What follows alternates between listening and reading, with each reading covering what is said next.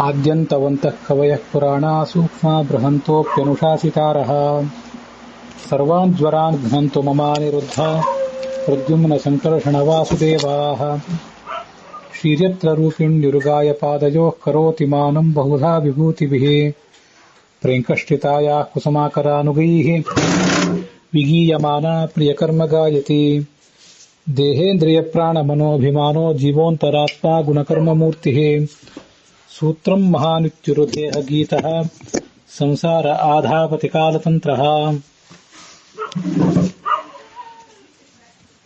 ಶ್ರೀ ಗುರುಭ್ಯೋ ನಮಃ. ಮಹಾಭಾರತದ ಅನುಶಾಸನ ಪರ್ವದ ಪ್ರವಚನ ಈಗ ನಡೆದಿದೆ. ಅದರಲ್ಲಿ 1151ನೇ ಭಾಗ ಮಹಾಭಾರತದ ಪ್ರವಚನ ಸರಣಿಯಲ್ಲಿ 84ನೇ ಭಾಗ ಅನುಶಾಸನ ಪರ್ವದ ಪ್ರವಚನ ಭಾಗದಲ್ಲಿ ಅಧ್ಯಾಯ ಸಂಖ್ಯೆ ವಾಬಿಳ್ಳೆ ರಾಮಸ್ವಾಮಿ ಶಾಸ್ತ್ರಿಗಳ ಪಾಠದಲ್ಲಿ 47ನೇ ಅಧ್ಯಾಯ, ಅದರ 70 ಶ್ಲೋಕಗಳು ಮುಕ್ತಾಯ ಕಂಡಿವೆ. 88ನೇ ಅಧ್ಯಾಯ ಟಿ ಆರ್ ಕೃಷ್ಣಾಚಾರ್ಯ ಪಾಠದಲ್ಲಿ, 83ನೇ ಅಧ್ಯಾಯ ವೈಷ್ಣವ ಪಾಠದಲ್ಲಿ, 53ನೇ ಅಧ್ಯಾಯ ಉತ್ತರ ಭಾರತದ ಗೀತಾ ಪ್ರೆಸ್ಸಿನ ಪಾಠದಲ್ಲಿ ಸಮಾಪ್ತವಾಗಿದೆ. ಚ್ಯವನ ಕುಶಿಕರ ಕಥೆ ಈಗ ನಡೆದಿದೆ. ಸ್ವಸ್ತ್ಯಸ್ತು ಸತಾಂ ಅಶೇಷ ಸನ್ಮಂಗಲಾನಿ ಭವಂತು. ಆರೋಗ್ಯಂ ಚ ಅಸ್ಯ ಸಮಸ್ತಸ್ಯ ಪ್ರಪಂಚಸ್ಯ ಅಭಿವರ್ಧತಾಂ ನಾಮ. ಮಹಾಭಾರತಸ್ಯ ನೈಕವಿಧ ಮುನಿದೇವ ಚರಿತ್ರ ಗರ್ಭಿತಸ್ಯ ಅನುಶಾಸನ ಪರ್ವಣಿ ಅದ್ಯ ಅಸ್ಮಾಕಂ ಚ್ಯವನ ಕುಶಿಕಯೋಃ ಕಥಾ ಶ್ರವಣಗಾಮಿನಿ ಭವತಿ. ಚ್ಯವನಸ್ತು ಭಾರ್ಗವಃ ಕುಶಿಕಂ ಸಪತ್ನೀಕಂ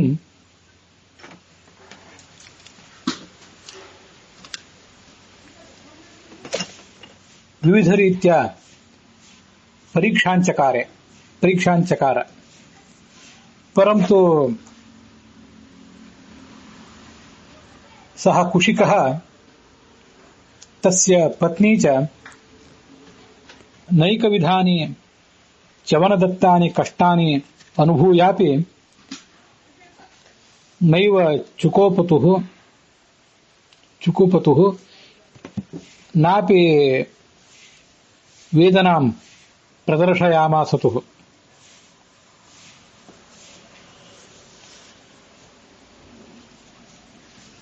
ಅಂತತಃ ಚ್ಯವನಃ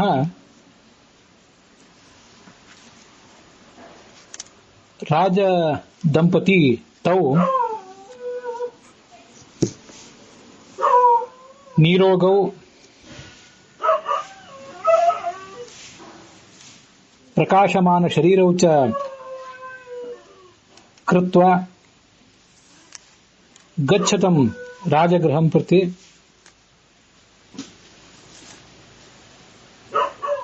ಪುನಃ ಶ್ವಃ ಪ್ರಾತಃ ಕಾಲೇ ಅತ್ರ ಆಗಚ್ಚತಂ ಇತಿ ಆದಿದೇಶ.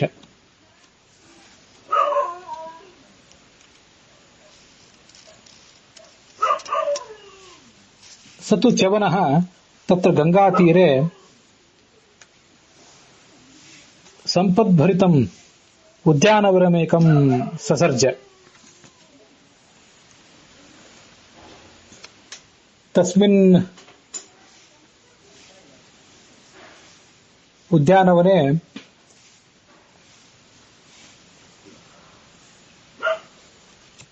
ಯಾ ಸಂಪದಾಸೀತ್ ಸಾ ತು ಸಂಪತ್ ಇಂದ್ರಸ್ಯ ಅಮರಾವತ್ಯಾಮಪಿ ನಾಸೀತ್.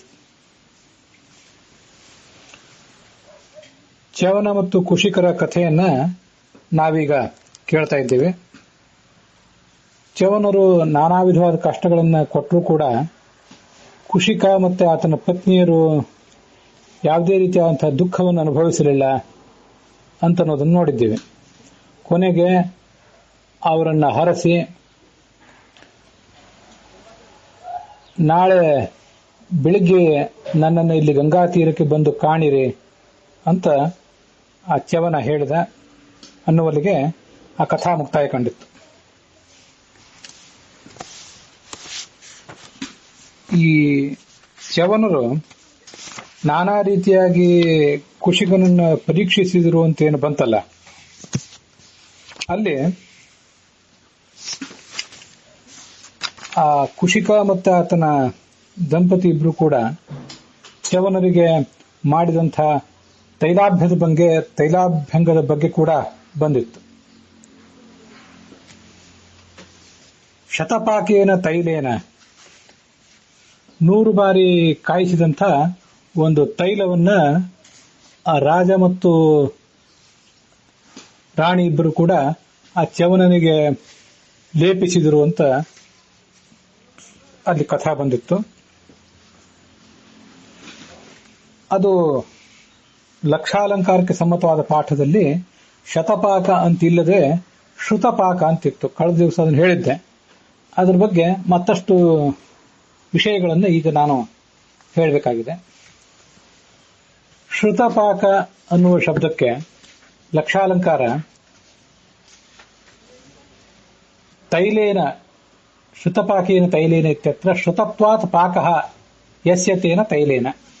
ಶ್ರುತತ್ವಾತ್ ಚೆನ್ನಾಗಿ ಕಾಯಿಸಲ್ಪಟ್ಟಿದ್ರಿಂದ ಪಾಕಃ ಒಂದು ರೀತಿಯಾದ ಪಾಕ ಪಕ್ವತೆ ಆ ತೈಲದಲ್ಲಿ ಆಗಿದೆ. ಅದಕ್ಕಾಗಿ ಆ ತೈಲವನ್ನು ಶ್ರುತಪಾಕ ಅಂತಂತಾರೆ ಅಂತ ಲಕ್ಷಾಲಂಕಾರ ವ್ಯಾಖ್ಯಾನಿಸಿದೆ.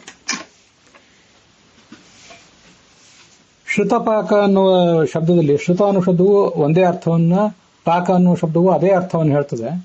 ಅದರಿಂದ ಅವುಗಳಿಗೆ ಪ್ರತ್ಯೇಕವಾದ ಅರ್ಥವನ್ನು ತೋರಿಸುವಂಥ ಒಂದು ಪ್ರಯತ್ನವನ್ನು ಲಕ್ಷಾಲಂಕಾರ ಮಾಡಿದೆ.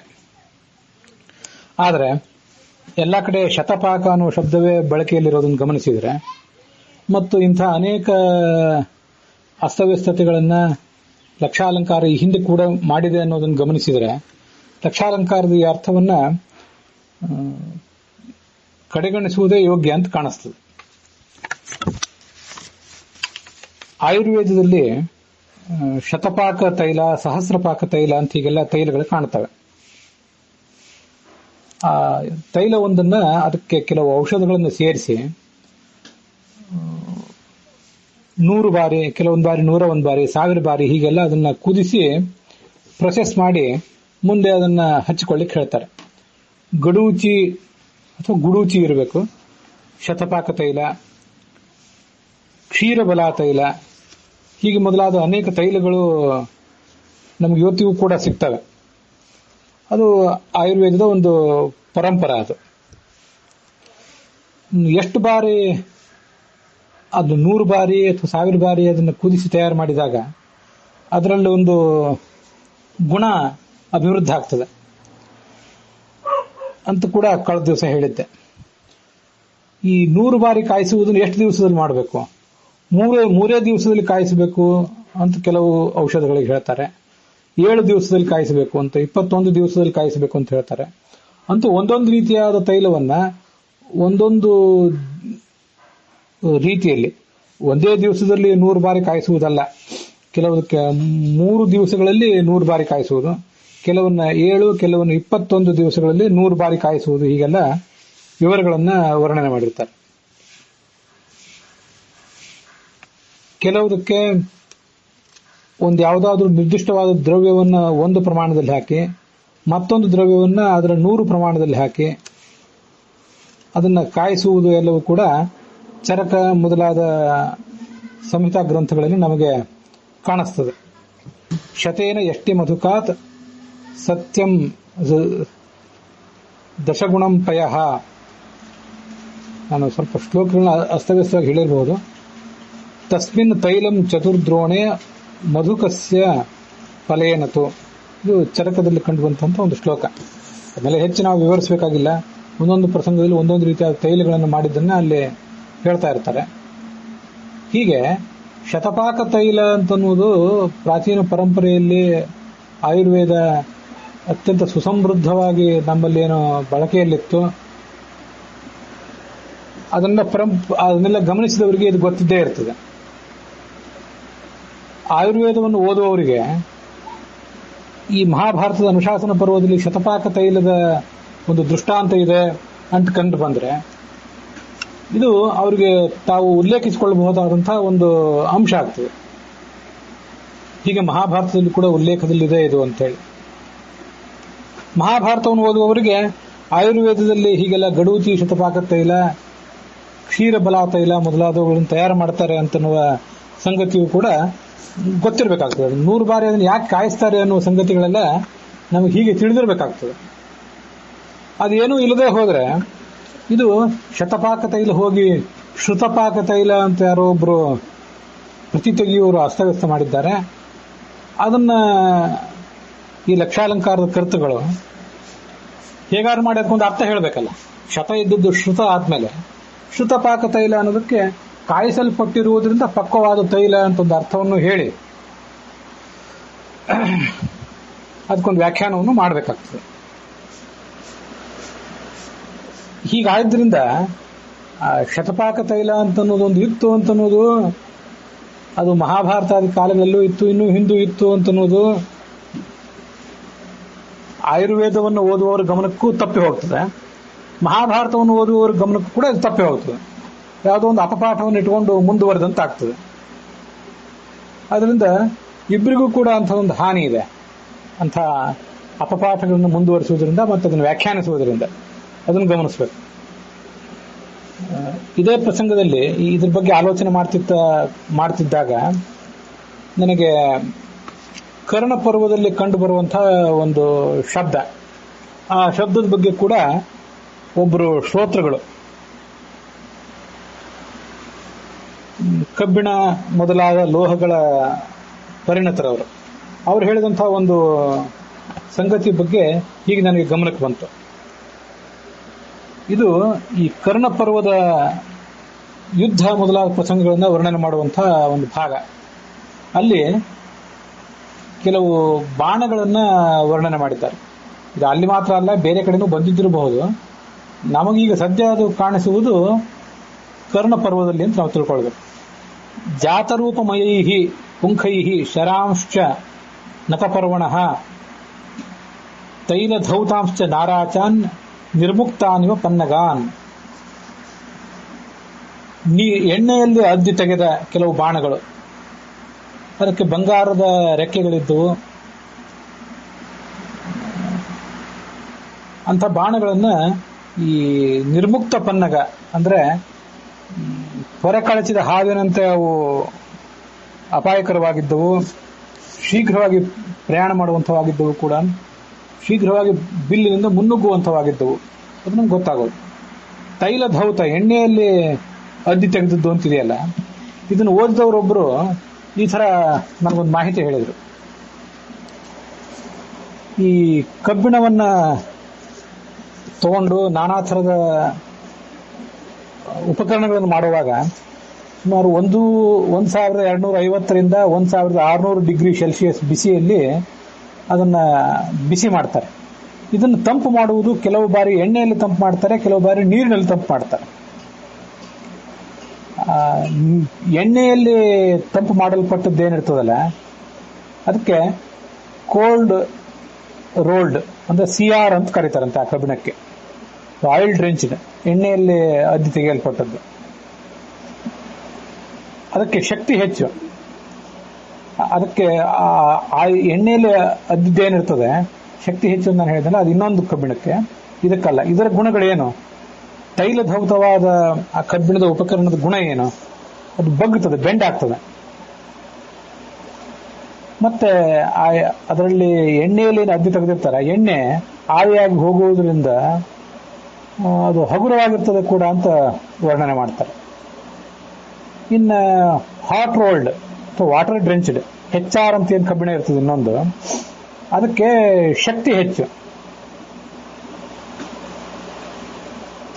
ಕಠೋರವಾದಂತಹ ಕೆಲಸಗಳಿಗೆ ಆ ನೀರಿನಲ್ಲಿ ಅದ್ದಿ ತೆಗೆದಂತಹ ಕಬ್ಬಿಣ ಹೆಚ್ಚು ಉಪಯುಕ್ತ ಆಗ್ತದೆ. ಈ ಎಣ್ಣೆಯಲ್ಲಿ ಅದ್ದಿ ತೆಗೆದಿದ್ದಕ್ಕೆ ಏನಿರ್ತದೆ, ಆಯುಷ್ಯ ಹೆಚ್ಚಿರ್ತದೆ, ಮಣಿತದೆ. ಅದು ಮಣಿಯುವುದರಿಂದ ಅದಕ್ಕೆ ಆಯುಷ್ಯ ಹೆಚ್ಚಾಗ್ತದೆ. ಈ ನೀರಿನಲ್ಲಿ ಅದ್ದಿ ತೆಗೆದಂತಹ ಕಬ್ಬಿಣ ಅದು ಕಠೋರವಾಗಿರ್ತದೆ, ಕಠೋರವಾದ ಕೆಲಸಕ್ಕೆ ಉಪಯುಕ್ತ, ಬಲವಾದ ಕೆಲಸಗಳಿಗೆ. ತುಂಡಾಗಿಬಿಡ್ತದೆ, ಮಣಿಯುವುದಿಲ್ಲ, ಅದರಿಂದ ತುಂಡಾಗಿಬಿಡುವ ಸಾಧ್ಯತೆ ಇರ್ತದೆ ಅದಕ್ಕೆ ಅಂತ. ಈಗ ಅದರಲ್ಲಿ ವ್ಯತ್ಯಾಸ ಇದೆ ಆ ಕಬ್ಬಿಣಗಳಿಗೆ. ತೈಲಧೌತ ಅಂತ ಇಲ್ಲಿ ಬಾಣಗಳ ಬಗ್ಗೆ ವರ್ಣನೆ ಮಾಡುವಾಗ ನಾವು ಈ ಎಲ್ಲ ಸಂಗತಿಗಳನ್ನ ಗಮನಿಸಬೇಕು. ಮತ್ತು ಪ್ರಾಚೀನ ಭಾರತದಲ್ಲೂ ಕೂಡ ಅವೆಲ್ಲ ಇದ್ದವು. ಲೋಹಶಾಸ್ತ್ರ ಅಷ್ಟು ವಿಕಸಿತವಾಗಿತ್ತು, ಆಯುರ್ವೇದ ಶಾಸ್ತ್ರ ವಿಕಸಿತವಾಗಿತ್ತು, ಅದೆಲ್ಲವನ್ನೂ ಕೂಡ ಗಮನಿಸಬೇಕು. ಏಕಂಚ ತತ್ವತೋ ವೇತ್ತುಂ ವಿನಾ ಸರ್ವಜ್ಞತಾಂ ನರಃ ನ ಸಮರ್ಥೋ ಮಹೇಂದ್ರೋಪಿ ಅಂತ ಆಚಾರ್ಯರು ಒಂದ್ ಕಡೆ ಹೇಳುವಂತೆ, ಒಂದು ತತ್ವವು ನಮಗೆ ಸರಿಯಾಗಿ ತಿಳಿಯಬೇಕು ಅಂತಿದ್ರೆ ನಾವು ಸರ್ವಜ್ಞರಾಗದ ಹೊರತು ನಮಗೆಲ್ಲವೂ ತಿಳಿಯೋದಿಲ್ಲ. ನಮಗೇನೇನು ಸಾಧ್ಯವೋ ನಾವು ಎಲ್ಲವನ್ನೂ ತಿಳ್ಕೊಂಡಿದ್ರೆ ಹಾಗ್ಯಾಕೆ ಮಹಾಭಾರತದಲ್ಲಿ ಉಲ್ಲೇಖ ಇದೆ, ಅಥವಾ ಮಹಾಭಾರತ, ರಾಮಾಯಣ, ಭಾಗವತ ಈ ಸಂಗತಿಗಳನ್ನು ಹೀಗೆ ಯಾಕೆ ಉಲ್ಲೇಖಿಸಿವೆ ಅನ್ನುವುದೆಲ್ಲ ನಮಗೆ ಸ್ಪಷ್ಟ ಆಗ್ತದೆ. ಇಲ್ಲದೆ ಹೋದ್ರೆ ಎಣ್ಣೆಯಲ್ಲಿ ಯಾಕೆ ಅದ್ದಿ ತೆಗೆದ್ರು, ಅದ್ರ ಗುಣ ಏನು, ಇದ್ಯಾವುದೂ ನಮಗೆ ತಿಳಿಯೋದಿಲ್ಲ. ಶತಪಾಕ ಅಂತ ಎಣ್ಣೆಯನ್ನು ಕರೆದ್ರು, ಶತಪಾಕ ಅಂತ ಯಾಕೆ ಕರೀತಾರೆ, ಅದ್ರ ಗುಣ ಏನು, ಇದ್ಯಾವುದು ನಮ್ಗೆ ಗೊತ್ತಿಲ್ಲದೆ ಹೋದ್ರೆ ಶತಪಾಕಕ್ಕೂ ಶ್ರುತಪಾಕಕ್ಕೂ ಯಾವುದೇ ವ್ಯತ್ಯಾಸ ಇರೋದಿಲ್ಲ. ಯಾವುದೋ ಒಂದು ಪಾಠವನ್ನ ಇಟ್ಕೊಳ್ತೀವಿ, ಅದಕ್ಕೆ ಬೇಕಾದಂಥ ಮತ್ತೊಂದು ಯಾವುದೋ ಅರ್ಥವನ್ನು ಜೋಡಿಸಿ ಬಿಡ್ತೇವೆ. ಈ ತೈಲದಲ್ಲಿ ಅದ್ದಿ ತೆಗೆದ ಬಾಣಗಳ ಬಗ್ಗೆ ಇಲ್ಲಿ ಬರಲಿಲ್ಲ, ಹಿಂದೆ ನಾವು ಅದನ್ನೆಲ್ಲ ನೋಡಿದ್ದೇವೆ. ಕರ್ಣಪರ್ವ, ಭೀಷ್ಮ ಪರ್ವಾದಿಗಳನ್ನು ಶ್ರವಣ ಮಾಡಿ ಮುಗಿಸಿದ್ದೇವೆ. ಈ ಆಯುರ್ವೇದದ ಈ ತೈಲಪಕ್ವ ಎಣ್ಣೆ ಬಾಣಗಳ ಬಗ್ಗೆ, ತೈಲದಲ್ಲಿ ಅದ್ದಿ ತೆಗೆದ ಎಣ್ಣೆ ಬಾಣಗಳ ಬಗ್ಗೆ ಬಂದಿದ್ದರಿಂದ ಇಲ್ಲಿ ಸದ್ಯ ಶತಪಾಕ ತೈಲದ ಬಗ್ಗೆ, ಆಯುರ್ವೇದದ ಬಗ್ಗೆ ಪ್ರಸ್ತಾವ ಬಂದಿದ್ದರಿಂದ ನನಗೆ ಬಾಣಗಳ ಬಗ್ಗೆ ಕೂಡ ನೆನಪಿಗೆ ಬಂತಷ್ಟೇ. ಇಂಥವನ್ನೆಲ್ಲ ತಿಳ್ಕೊಳ್ಬೇಕು ಅಂತ. ನಾವು ಆ ಲೋಹಶಾಸ್ತ್ರ, ಆಯುರ್ವೇದ, ಮನೋವಿಜ್ಞಾನ, ಮನೋವಿಶ್ಲೇಷಣಾ ಶಾಸ್ತ್ರ ಇಂಥ ಪ್ರತಿಯೊಂದರಲ್ಲೂ ಕೂಡ ನಾವು ಪಂಡಿತರಾಗಿರೋದು ಸಾಧ್ಯ ಇಲ್ಲ. ಆದರೆ ಅದ್ರ ಬಗ್ಗೆ ಒಂದು ಸಾಮಾನ್ಯ ಜ್ಞಾನ, ಜನರಲ್ ನಾಲೆಜ್ ನಮಗಿದ್ರೆ ಪಾಠ ಯಾವುದು ಸರಿ, ಪಾಠ ಯಾವುದು ತಪ್ಪು ಅಂತ ಅನ್ನೋದನ್ನ ನಿರ್ಧರಿಸಲಿಕ್ಕೆ ನಮಗೊಂದಿಷ್ಟು ಅನುಕೂಲ ಆಗ್ತದೆ. ಈ ಎಲ್ಲ ಪಾಠಗಳು ನಿರ್ಧಾರಕ್ಕೆ ಬೇಕಾದಂಥ ಸಾಮಾನ್ಯ ಜ್ಞಾನ ನನಗೆಲ್ಲವೂ ಇದೆ ಅಂತ ನಾನೇನು ಹೇಳ್ಕೊಂಡಿಲ್ಲ, ತಿಳ್ಕೊಂಡಿಲ್ಲ, ಪ್ರಯತ್ನ ಮಾಡ್ತೇನೆ ಅಷ್ಟೆ. ಬೇರೆ ಬೇರೆ ಸಂಬಂಧಿ ಶಾಸ್ತ್ರಗಳೇನಿವೆ ಆ ಸಂಬಂಧಿ ಶಾಸ್ತ್ರಗಳ ಒಂದು ಸಾಮಾನ್ಯ ಜ್ಞಾನವನ್ನು ಇಟ್ಕೊಂಡು ಆ ಮೂಲಕ ಈ ಸಂಗತಿಗಳನ್ನು ಅರ್ಥ ಮಾಡ್ಕೊಳ್ಳಿಕ್ಕೆ, ಕೆಲವು ಕಡೆ ಪಾಠ ಯಾವುದು ಅಂತ ತೀರ್ಮಾನ ಮಾಡಲಿಕ್ಕೂ ಸಾಮಾನ್ಯ ಜ್ಞಾನ ಉಪಯೋಗ ಆಗ್ತದೆ. ಪಾಠ ಯಾವುದು ಅಂತ ತೀರ್ಮಾನ ಎಲ್ರಿಗೂ ಆಗಿದ್ರೂ ಅದ್ರ ಅರ್ಥ ಏನು ಅಂತ ತೀರ್ಮಾನ ಮಾಡಲಿಕ್ಕೂ ಕೂಡ ಕೆಲವೊಮ್ಮೆ ಈ ಸಾಮಾನ್ಯ ಜ್ಞಾನ ಅನ್ನೋದು ಉಪಯುಕ್ತ ಆಗ್ತದೆ. ಅದಕ್ಕಾಗಿ ಈ ಶತಪಾಕ ತೈಲ ಅನ್ನೋದ್ರ ಬಗ್ಗೆ ನಾವಿಲ್ಲಿ ಇಷ್ಟನ್ನು ಹೇಳಬೇಕಾಯ್ತು. ನಾವಿನ್ನು ಶತಪಾಕ ತೈಲ ಅನ್ನೋದ್ರ ಬಗ್ಗೆ ಅನ್ನೋದನ್ನ ಬಿಟ್ಟು ಶತಪಾಕ ತೈಲ ಅಂತ ಇಟ್ಕೊಂಡ್ರೆ ಅದು ಆಯುರ್ವೇದದವ್ರ ಗಮನಕ್ಕೂ ಬರೋದಿಲ್ಲ. ಆಯುರ್ವೇದದವರೆಲ್ಲ ಅನುಶಾಸನ ಪರ್ವವನ್ನು ಓದ್ತಾರೆ ಅಂತಲ್ಲ, ಒಮ್ಮೆ ಯಾರಾದ್ರೂ ಓದಿದ್ರೆ ಅಥವಾ ನಾವು ಆ ವೈದ್ಯಶಾಸ್ತ್ರಕ್ಕೆ ಸಂಬಂಧಪಟ್ಟ ವ್ಯಕ್ತಿಗಳಿಗೆ ಇಂಥದನ್ನು ಒಂದನ್ನು ಹೇಳುವ ಪ್ರಸಂಗ ಆದರೂ ಬರಬಹುದಲ್ಲ. ನಮಗೆ ಇದಕ್ಕೆ ಗೊತ್ತಿಲ್ಲದೆ ಹೋದ್ರೆ ನಾವು ಹೇಳುವುದು ಯಾವಾಗ? ನಮ್ಮ ಮಹಾಭಾರತದಲ್ಲಿ ಧರ್ಮ, ಅರ್ಥ, ಕಾಮ, ಮೋಕ್ಷ ಇದಕ್ಕೆಲ್ಲದಕ್ಕೆ ಸಂಬಂಧಪಟ್ಟಂತ ಎಲ್ಲಾ ವಿಷಯಗಳು ಇವೆ ಅನ್ನೋದನ್ನ ನಾವು ಹೇಳುವುದು ಯಾವಾಗ? ಇಂಥದ್ದು ನಮಗೆ ಗೊತ್ತಿಲ್ಲದೆ ಹೋದ್ರೆ. ಯಾವುದೋ ಒಂದು ಪಾಠದಲ್ಲಿ ಶ್ರುತಪಾಕ ಅಂತ ಇದ್ರೆ ಆ ಪಾಠವನ್ನ ಸಂಪಾದನೆ ಮಾಡಿ ಅದರಂತೆಯೇ ಮುದ್ರಣ ಮಾಡಲಿಕ್ಕೆ ಯಾರದೇ ಆಕ್ಷೇಪ ಇರೋದಿಲ್ಲ. ಇರುವ ವಿಷಯ ಏನಂದ್ರೆ ಅದ್ರ ಕೆಳಗೆ ಬೇರೆ ಪಾಠಗಳಲ್ಲಿ ಶತಪಾಕ ಅಂತನ್ನುವುದೊಂದು ಇದೆ ಅಂತನ್ನೋದಾದ್ರೂ ಹಾಕ್ಬೇಕು. ಸಂಪಾದನೆ ಮಾಡುವ ಪುಸ್ತಕಗಳನ್ನು ಸಂಪಾದನೆ ಮಾಡುವ ಕ್ರಮ ಅದು. ಈಗ ಉಪಲಬ್ಧ ಇರುವಂತಹ ಯಾವುದೇ ಹಸ್ತಪ್ರತಿ, ಅದು 100-200 ವರ್ಷದ ಹಿಂದಿಂದ ಆಗಿರ್ಬೋದು, 1000-2000 ವರ್ಷದ ಹಿಂದಿಂದ ಆದರೂ ಆಗಿರಬಹುದು. ಅಷ್ಟು ಹಳೆಯದು ಯಾವ್ದು ಇಲ್ಲ ಹಸ್ತಪ್ರತಿ. ಆದ್ರೂ ಹೇಳಿದೆ 700-800 ವರ್ಷದ ಹಸ್ತಪ್ರತಿಗಳು ಈಗಿದ್ರೆ ಅದೇ ಬಹಳ ದೊಡ್ಡದು. ಎಂಥದೇ ಹಸ್ತಪ್ರತಿ ಇರಲಿ, ಅದು ಯಾವ ಮೂಲದಲ್ಲಿ ಇರಲಿ, ಯಾವುದೇ ಮಠ ಮಂದಿರದಲ್ಲಿ ಎಷ್ಟೇ ದೊಡ್ಡ ವಿದ್ವಾಂಸನ ಬಳಿ ಅದಿರಲಿ, ಆ ಹಸ್ತಪ್ರತಿಯೇ ಆಗಿರಲಿ ಅಥವಾ ಮುದ್ರಿತ ಪುಸ್ತಕವೇ ಆಗಿರಲಿ, ಆದರೆ ಎಲ್ಲದರಲ್ಲೂ ಕೂಡ ಇಂಥ ದೋಷಗಳಿರುವ ಸಾಧ್ಯತೆ ಇವೆ ಅಂತ ಅನ್ನೋದನ್ನ ಗಮನಿಸಬೇಕು. ಪ್ರತಿ ತೆಗೆಯುವವರು ಎಲ್ಲರೂ ವಿದ್ವಾಂಸರಾಗಿರ್ತಿರ್ಲಿಲ್ಲ. ಅವರು ವಿದ್ವಾಂಸರಾದವರಿಗೆ ಆ ಪ್ರತಿ ತೆಗೆಯುವ ಕೆಲಸ ಮಾಡ್ಲಿಕ್ಕೆ ಆಗ್ತಿರ್ಲಿಲ್ಲ, ಸಮಯದ ಕೊರತೆ ಇರೋದ್ರಿಂದ ಪ್ರತಿಯೊಬ್ಬರು ಮಾಡ್ಲಿಕ್ಕೆ ಆಗೋದಿಲ್ಲ. ಅವಾಗ ಇಂಥ ದೋಷಗಳೆಲ್ಲ ಆಗಿ ಹೋಗ್ತವೆ. ಅದರಿಂದ ನಾವು ಸಂಪಾದನೆ ಮಾಡುವವರು ನಮಗೆ ಸಿಕ್ಕಿರೋ ಪಾಠ ಇಂಥದ್ದೊಂದಿದೆ, ಇಂಥ ಪಾಠ ಅಂದ್ರೆ ಈ ಪಾಠಗಳು ಇವೆ ಅಂತ ಅಲ್ಲಿ ಹಾಕದೆ ಹೋದ್ರೆ ಅದರಿಂದ ಸಂಪಾದನೆ ಮಾಡಿದವರಿಗೂ ಅದನ್ನು ಓದುವವರಿಗೂ ಒಟ್ಟಾರೆ ಸಮಾಜಕ್ಕೆ ಅದರಿಂದ ಒಂದು ದೊಡ್ಡ ಹಾನಿ ಇದೆ ಅಂತ ನನಗನ್ನಿಸ್ತದೆ. ಅದಕ್ಕಾಗಿ ಎಲ್ಲ ವಿಷಯಗಳನ್ನ ತಮ್ಮ ಎದುರಿಗೆ ಹಂಚಿಕೊಂಡೆ.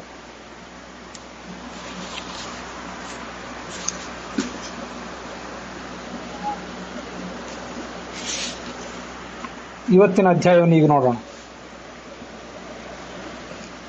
ಬೆಳಗ್ಗೆ ಎದ್ದ ರಾಜ ಕುಶಿಕ ತನ್ನ ಕೃತ್ಯಗಳನ್ನೆಲ್ಲ ಮುಗಿಸ್ಕೊಂಡು ಆ ಋಷಿಯ ತಪೋವನಕ್ಕೆ ಹೋದ. ಅಲ್ಲಿ ಋಷಿಯ ತಪೋಬಲದಿಂದ ನಿರ್ಮಿತವಾದ ಅನೇಕ ಸಂಗತಿಗಳನ್ನ ನೋಡಿ ಅವನಿಗೆ ಆಶ್ಚರ್ಯ ಅನಿಸಿತು.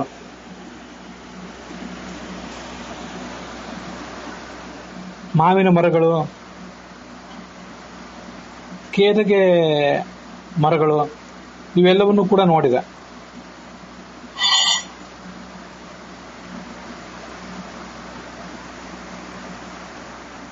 ಉದ್ದಾಲಕ, ಧವ ಮೊದಲಾದ ಮರಗಳು ಅಂತ ಅದನ್ನ ವರ್ಣಿಸ್ತಾರೆ.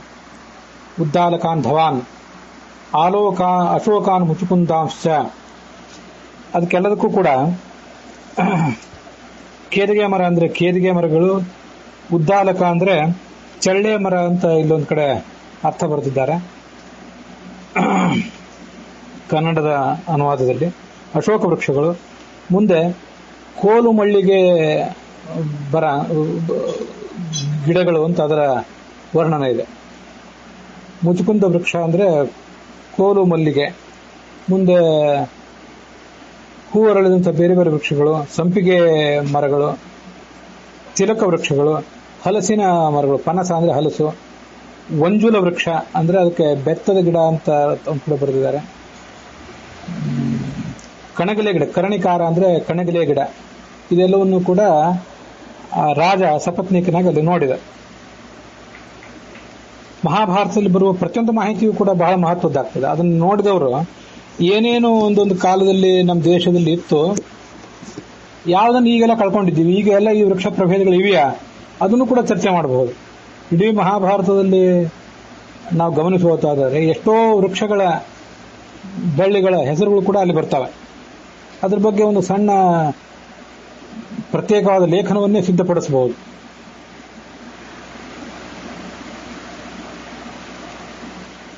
ವಾರಣ ಪುಷ್ಪಗಳನ್ನು ನೋಡಿದಂತೆ ಅವೆಲ್ಲ ಕಪ್ಪು ಬಣ್ಣದ್ದಾಗಿದ್ದವು. ಅಷ್ಟಪಾದಿಕಾಲತೆಗಳನ್ನ ನೋಡಿದ. ಕಮಲದ ಎಲೆಗಳಿಂದ ಕೂಡಿದಂತಹ ಸರೋವರಗಳನ್ನ ಗಮನಿಸಿದ.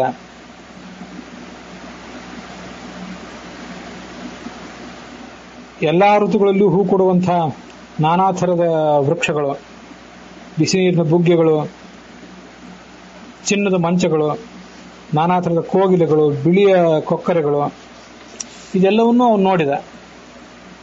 ಅನೇಕ ಕಡೆ ಗಂಧರ್ವರನ್ನ ನೋಡಿದ, ಗಂಧರ್ವ ಸ್ತ್ರೀಯರನ್ನ, ಅವರ ಸಂಗೀತದ ಧ್ವನಿಯನ್ನ ಅವನಿಗೆ ನೋಡಿ ಬಹಳ ಆಶ್ಚರ್ಯ ಆಯಿತು.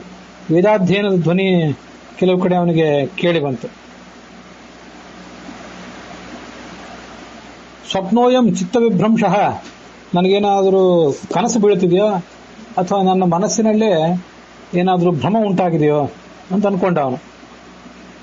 ಅಹೋ ಸಹ ಶರೀರೇಣ ಪ್ರಾಪ್ತೋಸ್ಮಿ ಪರಮಾಂ ಗತಿಂ, ಸಶರೀರನಾಗಿ ನನಗೆ ಸ್ವರ್ಗ ಅಥವಾ ಮೋಕ್ಷಕ್ಕೆ ಏನಾದ್ರು ಹೋಗುವಂತ ಪ್ರಸಂಗ ಬಂದಿದೆಯೋ ಮತ್ತು ಆಶ್ಚರ್ಯಪಟ್ಟ ಅವನು. ಆಗಲೇ ಚ್ಯವನರನ್ನ ನೋಡಿದ. ಅಲ್ಲೊಂದು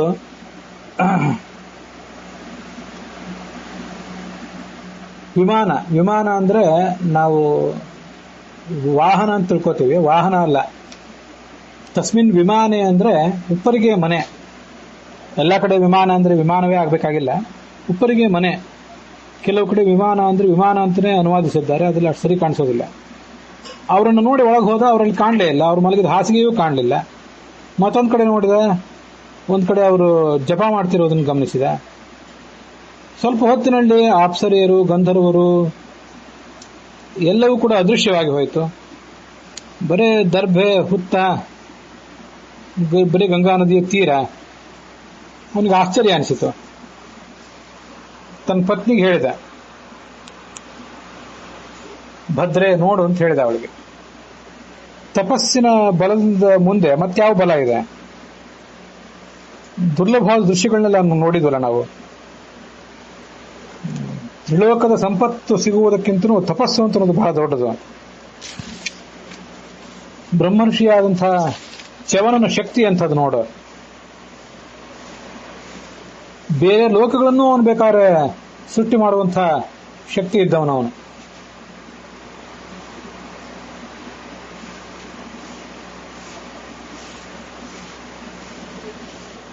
ಬ್ರಾಹ್ಮಣ ಏವ ಜಾಯೇರನ್ ಪುಣ್ಯ ವಾಗ್ಬುದ್ಧಿ ಕರ್ಮಣಃ.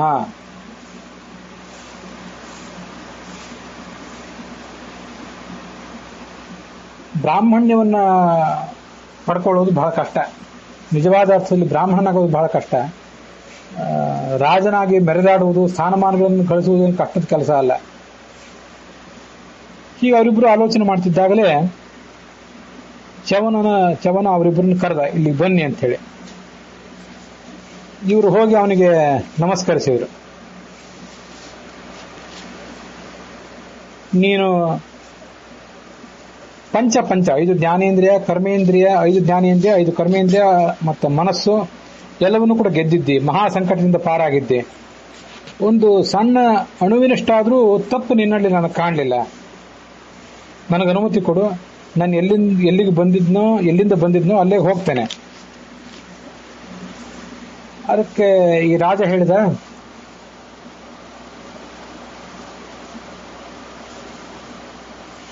ನಿಮ್ಮ ಅನುಗ್ರಹದಿಂದ ನಾನು ಸುರಕ್ಷಿತನಾಗಿದ್ದೇನೆ. ನಿಮ್ಮ ಪರೀಕ್ಷೆ ಅಂದ್ರೆ ಒಂದು ಅಗ್ನಿ ಪರೀಕ್ಷೆ ಆದಂತೆ ನನಗೆ. ನಾನು ಸುಟ್ಟು ಹೋಗಿಲ್ಲಲ್ಲ, ಅದೇ ದೊಡ್ಡ ವರ.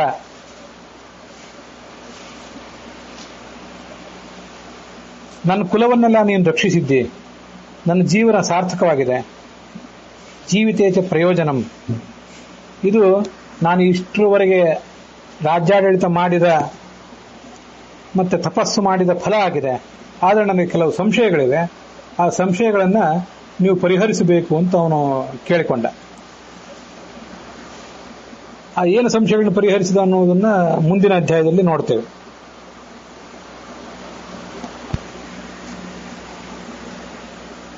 ಚ್ಯವನರು ಹೇಳಿದ್ರು, ನಿನ್ನ ಎಲ್ಲ ಅಪೇಕ್ಷೆಗಳನ್ನು ಈಡೇರಿಸ್ತೇನೆ, ನಿನ್ನ ಸಂಶಯಗಳನ್ನು ಪರಿಹರಿಸ್ತೇನೆ, ಅದೇನು ನೀನು ಕೇಳಬೇಕಾಗಿದೆಯೋ ಅದೆಲ್ಲವನ್ನು ಕೇಳು ಅಂತ ಅವರು ಹೇಳಿದರು. ಅದಕ್ಕೆ ಕುಚಿಕ ಕೇಳಿದ, ನನ್ನ ಗೃಹದಲ್ಲಿ ವಾಸ ಮಾಡಬೇಕು ಅಂತ ನೀವು ಬಯಸಿದ್ರಲ್ಲ, ಅದಕ್ಕೆ ಏನು ಕಾರಣ? ಅದೆಲ್ಲವನ್ನು ನಾನು ನಿಮ್ಮಿಂದ ಕೇಳಿ ತಿಳಿಯಬೇಕು ಅಂತ ಬಯಸ್ತೇನೆ ಅಂತ ಹೇಳಿದ.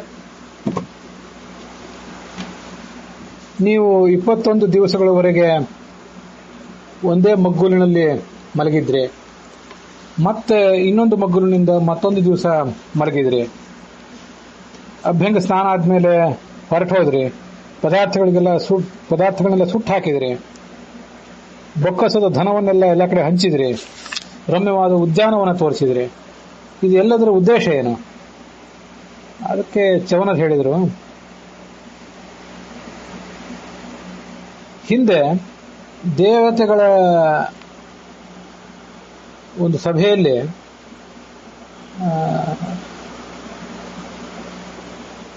ಬ್ರಹ್ಮದೇವರು ಹೇಳಿದ ಮಾತೊಂದನ್ನು ನಾನು ಕೇಳಿದ್ದೆ. ಬ್ರಹ್ಮಕ್ಷತ್ರ ವಿರೋಧೇನ ಭವಿತಾ ಕುಲಸಂಕರಃ ಪೌತ್ರಸ್ತೆ ಭವಿತಾ ರಾಜನ್ ತೇಜೋ ವೀರ ಸಮನ್ವಿತಃ. ಬ್ರಾಹ್ಮಣರಿಂದ ಸಾಮಾನ್ಯವಾಗಿ ಬ್ರಾಹ್ಮಣರು ಹುಟ್ಟುತ್ತಾರೆ, ಕ್ಷತ್ರಿಯರಿಂದ ಕ್ಷತ್ರಿಯರು ಹುಟ್ಟುತ್ತಾರೆ ಅನ್ನೋ ನಿಯಮಕ್ಕೊಂದಕ್ಕೆ ವಿರೋಧ ಬಂದು ಸಾಂಕರ್ಯ ಬರ್ತದೆ.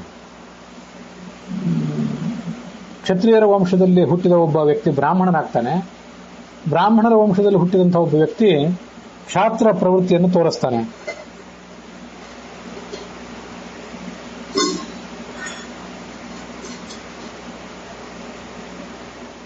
ನಿನ್ನ ಮೊಮ್ಮಗ ಬ್ರಾಹ್ಮ ತೇಜಸ್ಸಿನಿಂದಲೂ ಕ್ಷತ್ರಿಯ ತೇಜಸ್ಸಿನಿಂದಲೂ ಯುಕ್ತನಾಗಿ ಬಿಡ್ತಾನೆ. ಕುಶಿಕ ರಾಜನಿಗೆ ಶೌನನ್ ಹೇಳಿದ ಮಾತು. ಮತ್ತೆ ಇದು ಭೃಗುವಂಶದಲ್ಲಿ ಒಬ್ಬ ಕ್ಷಾತ್ರ ತೇಜಸ್ಸಿನ ವ್ಯಕ್ತಿ ಹುಟ್ಟುತ್ತಾನೆ. ಅದು ಮುಂದೆ ಆಗುವುದು ನನಗೆ ಗೊತ್ತಿದೆ, ಆದರೆ ಅದನ್ನು ನನಗೆ ಸಹಿಸಲಿಕ್ಕಾಗಲಿಲ್ಲ.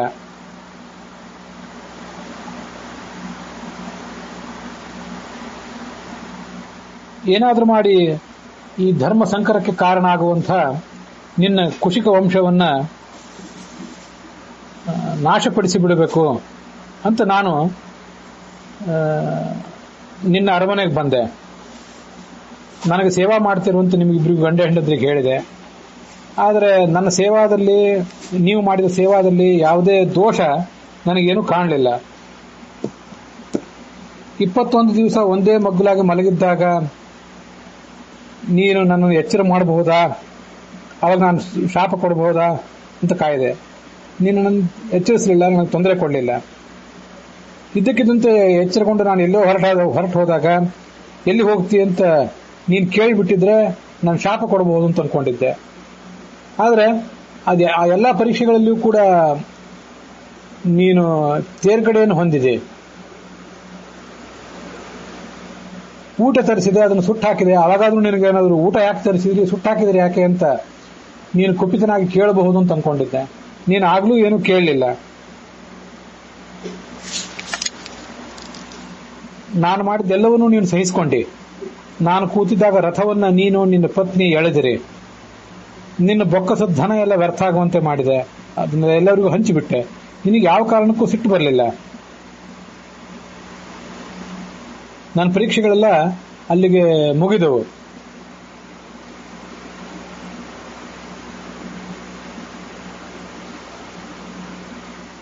ನಿನ್ನ ಮತ್ತು ನಿನ್ನ ಹೆಂಡತಿಯ ಪ್ರೀತಿಗಾಗಿ ಈ ಸ್ವರ್ಗದ ದರ್ಶನ ನಿಮಗೆ ಮಾಡಿಸಿದೆ. ದೃಷ್ಟಂ ದಿವ್ಯಂ ನಿದರ್ಶನಂ.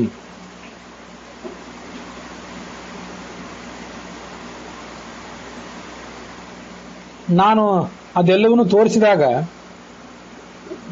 ಒಂದು ಸ್ವಲ್ಪ ಹೊತ್ತು ಕಾಲ ಆ ಸ್ವರ್ಗದ ಸುಖವನ್ನು ನೀನು ಕೂಡ ಅನುಭವಿಸಿದೆ. ಮುಹೂರ್ತ ಅನುಭೂತೋಸೋ ಸಭಾರ್ಯೇಣ ನೃಪೋತ್ತಮ.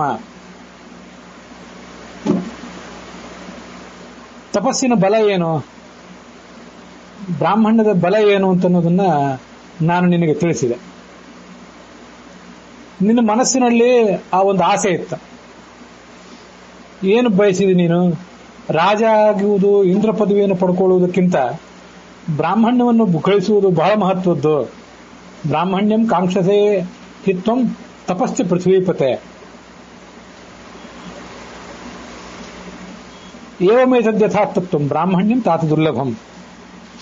ಬ್ರಾಹ್ಮಣ್ಯವನ್ನು ಪಡ್ಕೊಳ್ಳುವುದೇ ಬಹಳ ಕಷ್ಟದ ಕೆಲಸ. ಬ್ರಾಹ್ಮಣನಾಗಿ ಜನಿಸುವುದು ಕಷ್ಟ. ಬ್ರಾಹ್ಮಣನಾಗಿ ಜನಿಸಿದ ಮೇಲೆ ನಿಜವಾದ ಅರ್ಥದಲ್ಲಿ, ಜ್ಞಾನಿ ಅನ್ನೋ ಅರ್ಥದಲ್ಲಿ ಬ್ರಾಹ್ಮಣನಾಗುವುದು ಕಷ್ಟ. ಅದಾದ್ಮೇಲೆ ಋಷಿಯಾಗುವುದು ಮತ್ತಷ್ಟು ಕಷ್ಟ. ಋಷಿಯಾಗಬೇಕು ಅಂದ್ರೆ ವೇದ ಮಂತ್ರಗಳ ಸಾಕ್ಷಾತ್ಕಾರ ಆಗಬೇಕು ಆ ವ್ಯಕ್ತಿಗೆ. ಬ್ರಾಹ್ಮಣ್ಯೇ ಸತಿಚ ಋಷಿತ್ವಂ, ಋಷಿತ್ವೇಜ ತಪಸ್ವಿತ. ಋಷಿ ಆದ್ಮೇಲೆ ತಪಸ್ವಿಯಾಗುವುದು ಮತ್ತಷ್ಟು ಕಷ್ಟ. ಋಷಿ ಆದವರೆಲ್ಲ ಸಾಮಾನ್ಯವಾಗಿ ತಪಸ್ವಿಗಳಾಗಿರ್ತಾರೆ. ಆ ಋಷಿಗಳಲ್ಲೇ ಮತ್ತು ಶ್ರೇಷ್ಠರಾದ ತಪಸ್ವಿಗಳಾಗಿರ್ತಾರೆ. ತಪಸ್ಸಿನಿಂದ ಭಗವಂತನನ್ನು ಒರೆಸ್ಕೊಂಡವರು ಮತ್ತೂ ಜನ ಕೆಲವರು ಇರ್ತಾರೆ. ಅದನ್ನು ಇಲ್ಲಿ ಹೇಳ್ತಿದ್ದಾನಷ್ಟೆ.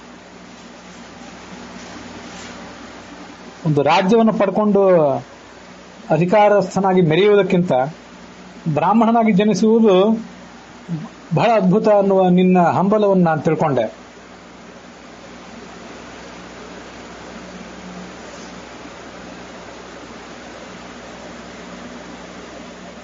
ನಿನ್ನ ಆಸೆ ಪೂರ್ಣ ಆಗ್ತದೆ. ನಿನ್ನಿಂದ ಗಾಧಿ, ನಿನ್ನ ಮಗ ಗಾಧಿಯ ಮಗ ವಿಶ್ವಾಮಿತ್ರನಾಗಿ ಹುಟ್ಟುವವನಿದ್ದಾನೆ. ಅವನು ಬ್ರಾಹ್ಮಣ್ಯವನ್ನು ಪಡ್ಕೋತಾನೆ. ಈ ಕಡೆ ನಮ್ಮ ವಂಶ, ಭೃಗುಗಳ ವಂಶ ಏನಿದೆ, ಆ ವಂಶದ ವೈವಾಹಿಕ ಸಂಬಂಧದಿಂದ ನಿನ್ನ ವಂಶಕ್ಕೆ ಬ್ರಾಹ್ಮಣ್ಯ ಬರ್ತದೆ. ಪೌತ್ರ ತಪಸ್ವಿ ಆಗ್ತಾನೆ, ತೇಜಸ್ವಿ ಆಗ್ತಾನೆ. ಇಡೀ ಜಗತ್ತು ಅವನನ್ನು ಗೌರವಿಸ್ತದೆ. ಸತ್ಯವಾದ ಮಾತಿದು. ನಿನ್ನ ಮನಸ್ಸಿನಲ್ಲಿ ಏನಾದರೂ ವರವನ್ನು ಕೇಳಬೇಕು ಅಂತಿದ್ರೆ ಆ ವರ ಕೇಳು, ನಾನು ಅದನ್ನು ಕೊಡ್ತೇನೆ. ತೀರ್ಥಯಾತ್ರೆಗೆ ಹೋಗಬೇಕಾಗಿದೆ. ಪುರಾ ಕಾಲೋತಿ ವರ್ತತೆ, ಕಾಲ ಮೀರಬಾರದು, ಬೇಗ ನಿನಗೆ ಬೇಕಾದ ವರವನ್ನು ಕೇಳು. ಆಗ ಕೌಶಿಕ ಹೇಳಿದ, ನೀವು ಪ್ರಸನ್ನರಾಗಿದ್ದೀರಿ, ಪ್ರಸನ್ನರಾಗಿ ನನ್ನ ಪೌತ್ರನಿಗೆ ಅಂತ ಬ್ರಾಹ್ಮಣ್ಯ ಬರ್ತದೆ ಅಂತ ಏನು ಹೇಳಿದ್ದೀರಿ, ಅದೇ ದೊಡ್ಡ ವರ. ಬ್ರಾಹ್ಮಣ್ಯಮ್ಮೇ ಕುಲಸ್ಯಾಸ್ತು ಭಗವನ್ ಯೇಷಮೇ ವರಹ.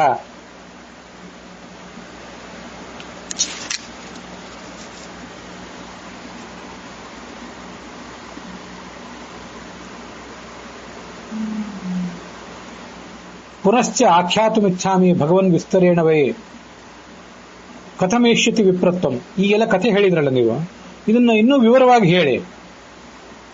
ನಾನೀಗ ವಿಶ್ವಾಮಿತ್ರ ಅಂತ ಹೇಳಿದೆ, ಈಗಾಗಲೇ ಕಥೆಯನ್ನು ಹೇಳಿಬಿಟ್ಟೆ, ಆದ್ರೆ ಅದರ ವಿವರಣೆ ಇನ್ನು ಮುಂದೆ ಬರೋದಿದೆ.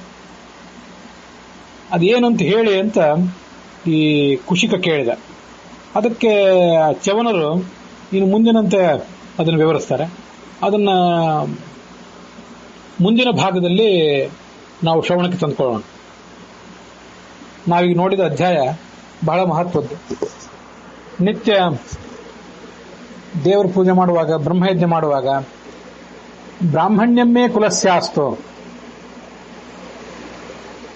ನನ್ನ ಕುಲ ಬ್ರಾಹ್ಮಣ್ಯವನ್ನು ಪಡೆಯಲಿ, ಕುಲದಲ್ಲಿ ಬ್ರಹ್ಮಜ್ಞಾನಿಗಳು ಹುಟ್ಟಲಿ ಅಂತ ಪ್ರತಿಯೊಬ್ಬ ಗೃಹಸ್ಥನಾದವನು ಕೂಡ ಕೇಳ್ಕೋಬೇಕು. ಯಾರೋ ಒಬ್ಬರು ಪ್ರಾಚೀನರು, ನಮ್ಮ ವಂಶಗಳಲ್ಲಿ ಪ್ರಾಚೀನರಾದವರು ನಮ್ಮ ವಂಶದಲ್ಲಿ ಇಂಥವರೊಬ್ಬ ಹುಟ್ಟಲಿ ಅಂತ ಹಂಬಲಿಸಿದ್ದರಿಂದ ಅವರ ಹಂಬಲ ಅವರ ಜೀನ್ಸ್ಗಳ ಮೂಲಕ ಮುಂದಿನ ಪೀಳಿಗೆಗೆ ಹರಿದು ಬಂದು ಅಂಥ ಕಡೆ ಬ್ರಹ್ಮಜ್ಞಾನಿಗಳಾದವರು ಹುಟ್ಟುತ್ತಾರೆ.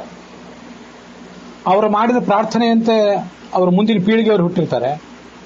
ಆ ಮುಂದಿನ ಪೀಳಿಗೆಯವರು ಕೂಡ ಮತ್ತೆ ಆ ಪ್ರಾರ್ಥನವನ್ನು ಮುಂದುವರಿಸಬೇಕು.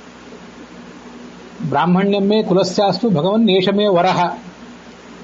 ಭಗವಂತನನ್ನ ಮತ್ತೆ ಎಲ್ಲ ದೇವತೆಗಳನ್ನ, ಋಷಿಗಳನ್ನ, ಪಿತೃಗಳನ್ನ, ತುಂಬಾ ಮಹತ್ವದ ಸಂಗತಿ ಇದು. ಬ್ರಹ್ಮಯಜ್ಞ ಮಾಡ್ತೀವಲ್ಲ, ಬ್ರಹ್ಮಯಜ್ಞ ಮಾಡುವಾಗ ದೇವ ಋಷಿ ಪಿತೃ ತರ್ಪಣ ಕೊಡ್ತೇವೆ. ಆ ದೇವತೆಗಳನ್ನ, ಋಷಿಗಳನ್ನ, ಪಿತೃಗಳನ್ನ ಎಲ್ಲರನ್ನೂ ಕೂಡ ಮತ್ತೆ ಅವರ ಅಂತರ್ಯಾಮಿಯಾದಂತಹ ಭಗವಂತನನ್ನ ನನ್ನ ವಂಶದಲ್ಲಿ ಸದ್ವೃತ್ತರಾದಂಥ ಬ್ರಹ್ಮಜ್ಞಾನಿಗಳು ಹುಟ್ಟಲಿ, ನಿಜವಾದ ಅರ್ಥದಲ್ಲಿ ಜ್ಞಾನಿ ಅನ್ನುವ ಅರ್ಥದಲ್ಲಿ ಬ್ರಾಹ್ಮಣರಾದರೂ ಹುಟ್ಟಲಿ, ನನ್ನ ವಂಶದಲ್ಲಿ ಅಂಥ ಉಚ್ಛೇದ ಯಾವತ್ತೂ ಬರದೇ ಇರಲಿ, ಅಜ್ಞಾನಿಗಳು ಯಾವತ್ತೂ ಹುಟ್ಟದೇ ಇರಲಿ ಅಂತ ನಾವು ಕೇಳ್ಕೋಬೇಕು. ಹಾಗೆ ಕೇಳ್ಕೊಂಡದ್ದಾದ್ರೆ, ಹಿಂದಿನವರು ಕೇಳ್ಕೊಂಡದ್ದಕ್ಕಾಗಿ ಈಗಿನ ಪೀಳಿಗೆಯವರಿಗೆ ಅಂಥದೊಂದು ಜ್ಞಾನ ಬಂದಿರ್ತದೆ, ಶಾಸ್ತ್ರಗಳನ್ನ ಕೇಳುವ ಹೇಳುವ ಒಂದು ಯೋಗ ಬಂದಿರ್ತದೆ. ಈಗಿನವರು ಮತ್ತೆ ಮತ್ತೆ ಆ ಪ್ರಾರ್ಥನೆಯನ್ನು ಊರ್ಜಿತ ಮಾಡ್ಕೋಬೇಕು, ಅಪ್ಡೇಟ್ ಮಾಡ್ಕೋಬೇಕು.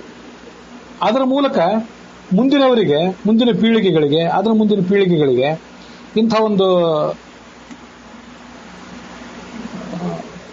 ಬ್ರಾಹ್ಮಣ್ಯ, ಬ್ರಹ್ಮಜ್ಞಾನಿತ್ವ ಅದು ಮುಂದುವರಿಯುತ್ತದೆ.